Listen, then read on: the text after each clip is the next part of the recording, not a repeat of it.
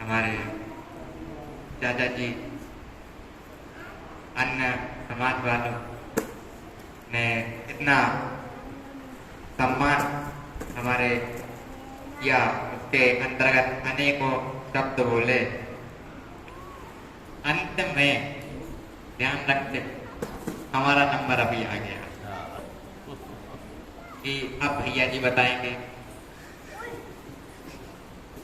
प्रथम दिन हम आ रहे थे, हमने भाई साहब को फोन लगाया,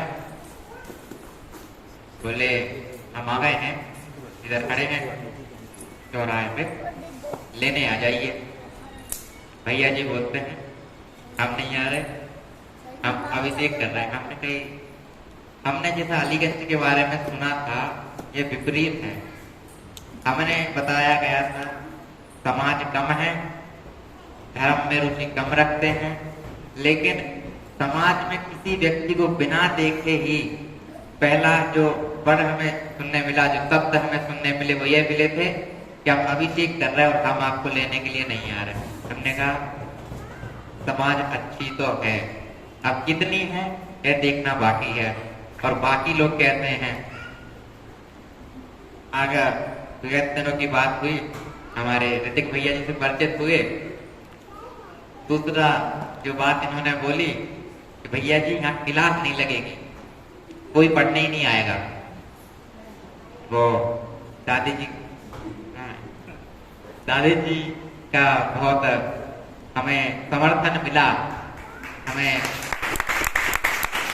लगा कि समाज कम है और सच में ऐसा रहा होगा कि क्लास इत्यादि में रुचि नहीं होगी, किंतु हमारे प्रवचन में बोलने के बाद कि क्लास लगाना है, उसके बाद एक झटके में जो दादी जी ने बोला कि भैया जी आप लगाइए और हम आएंगे, बहुत ही प्रोत्साहन हमें भी मिला। अन्य दिन चले, देखा कि अभिषेक करने लोग कम आते हैं, पर जितने आते हैं वो कैसे आते हैं इससे बहुत प्रभावित रहे।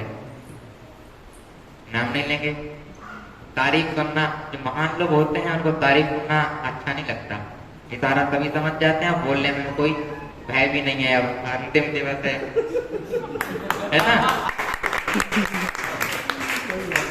अंतिम दिवस है, बोलने में कोई भय भी नहीं है, और सबसे अच्छा भैया जी का सम्मान भी हो गया और आपका पीछे है ना।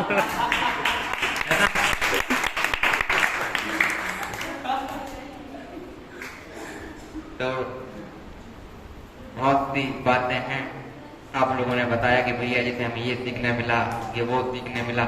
हमें कितना सीखने मिला, हमें जो हम आपको बताने, अभी वैसे ये बात बताई नहीं जाती। भैया जी तैयारी करते थे प्रवचन की, समर्थन सहयोग किसका होता था? हमारे चाचा जी का। सबके सामने नाम लेना, समीक्षा करते थे। क्यों? क्योंकि 40 मिनट बोलना आसान काम नहीं है, अनेकों त्रुटि में हो जाया करती रहे, और जब तक कोई सही मार्ग दिखाने वाला ना हो, आदमी या बालक सुधरता नहीं है।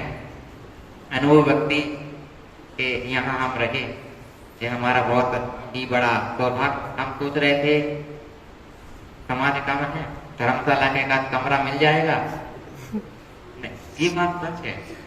अंतिम दिवस इसलिए बता रहे हैं, नहीं तो और क्या बताया हमने? नहीं बताया। अंतिम हम सोच रहे थे धर्मशाला का एक कहीं हमें ऐसा नहीं मिला, किसी महानुभाव ने ये कहा पंडित जी आप हमारे घर रुकेंगे, हमारे यहाँ भोजन करेंगे 10 के तक। अनुभव बात अलग है कि हमारी दोनों दादी जी शर्माती बहुत, नाम लो वो वाली दादी जी शर्माती बहुत। मानो ज्यादा नहीं बोलूंगा, पर 12 भावना में आता है, क्यों तरुवर पर लेन बसेरा पंछी आकर दे। वो होता है कि पंछी आते हैं रात के समय वृक्ष पर बैठते हैं और सुबह उड़ जाते हैं, लेकिन जितने समय वो सभी लोग एकत्रित होते हैं उस समय उनके बीच में जो संवाद होता है, जो जुड़ाव हो जाता है, वह उन्हें दिन में जब वे उड़ जाते हैं उसके बाद भी स्मरण आता है। ठीक उसी प्रकार 10 दिन हम यहाँ रहे। अनेकों लोग हैं, हमारे चाचा जी, काकू भैया, जिन्हें ऋतिक भैया नहीं, ऋतिक भैया काकू भैया बोलते हैं, ऐसा है ना? हाँ, सहदेव भैया, संयम जी भाई साहब, सभी लोगों का जो स्नेह मिला। एक सेठ जी, ज्यादा समय तो नहीं है, हाँ वो तो है, लेकिन आपने भैया जी को खड़ा तो कर दिया है ना। तो भैया जी के जैसे पैर दुखे हो बैठ गए वो। एक सेठ जी थे, बहुत धनवान, उनके 2 पुत्र थे। समय उनका निकट आ गया था मृत्यु का। उन्होंने अपने पुत्रों को बुलाया, बोला कि तुम जहां भी जाओगे वहां उस नगर में एक कोठी बनवाते हुए जाना, कोठी बनाते हुए जाना। अंतकाल हो गया सेठ जी का, अंतिम इच्छा थी। दोनों बेटों ने धन संपत्ति बांटी, एक लोग विदेश चले गए, एक लोगों ने यहीं जब जब जहां वहां भ्रमण करते थे तो वहां एक कोठी निर्माण कर दिया करते थे, जो छोटे भैया थे। और इतनी कोठी निर्माण उन्होंने पूरे भारतवर्ष में कर दी थी कि उनका समस्त धन जो था वो खत्म हो गया था। विदेश में जो बड़े भैया थे वह जब उनसे मिलने गए, बोले कि भैया जी, हमने जो कोठी निर्माण कराई थी हमारा सारा धन खत्म हो गया और तुम अभी भी इतने संपन्न कैसे हो? लगता है तुमने पिताजी की अंतिम इच्छा मानी नहीं। बोले कैसी बात कर दी, चलो भारत, हम दिखाते हैं, हमने पूरे भारतवर्ष में कोठी निर्माण की है।